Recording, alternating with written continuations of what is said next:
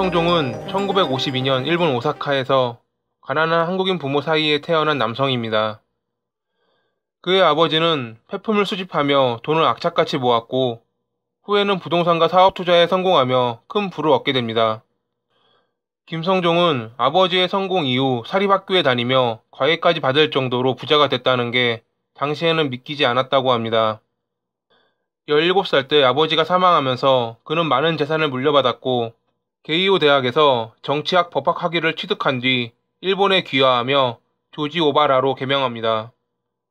그 후 조지는 부동산 투자에 크게 성공해 3,800만 달러에 달하는 자산을 확보했지만 1990년대 일본의 경기 침체로 인해 모든 재산을 잃게 됩니다.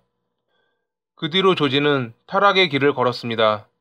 채권단의 추적을 피하며 돌아다니는 도망자의 삶이 시작됐고 그런 삶 속에서 그는 마약에 손을 대고 맙니다.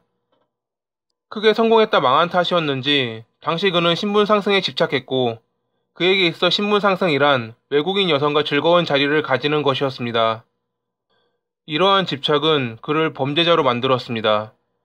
부자는 망해도 3년은 간다고 그의 수중에는 어느 정도의 돈이 남아 있었고 그는 그것으로 매춘 여성들을 유혹합니다.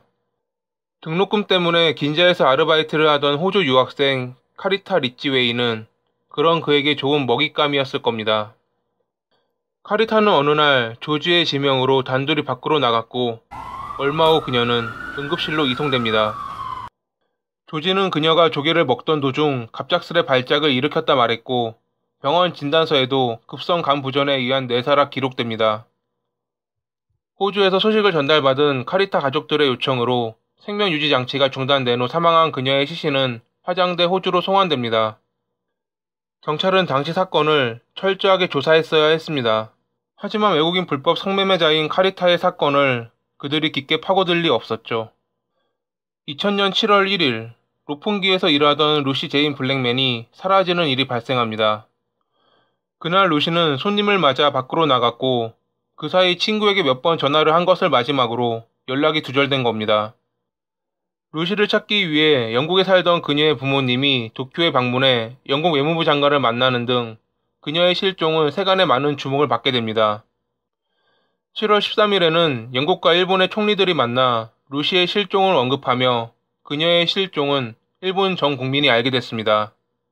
당시에 외국인 여성 3명이 전날 밤에 기억이 나지 않는 상태에서 조지의 침대에서 깨어났던 것을 경찰에 알렸지만 그들은 이 제보를 무시했습니다.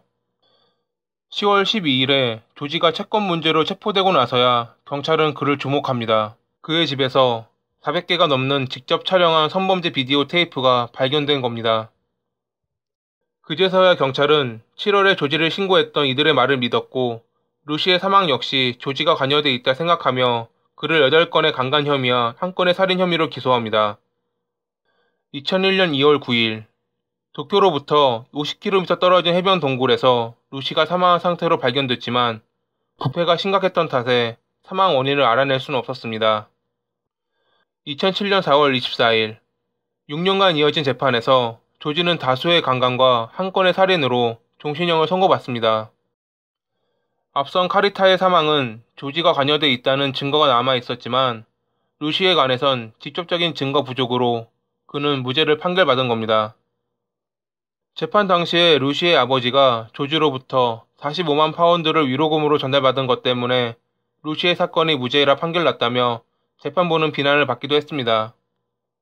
루시의 어머니 역시 전 남편이 피해 돈을 받았다며 그를 비난했고 검찰의 항소와 더불어 언론의 주목 끝에 2008년 결국 조지는 유죄를 선고받습니다.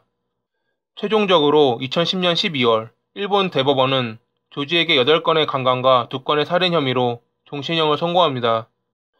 신분 상승을 꿈꾸며 어긋난 성적 판타지에 사로잡혀 해서는 안 될 짓을 저지른 조지는 그렇게 죽는 날까지 감옥이라는 최악의 밑바닥에서 빠져나오지 못할 것입니다.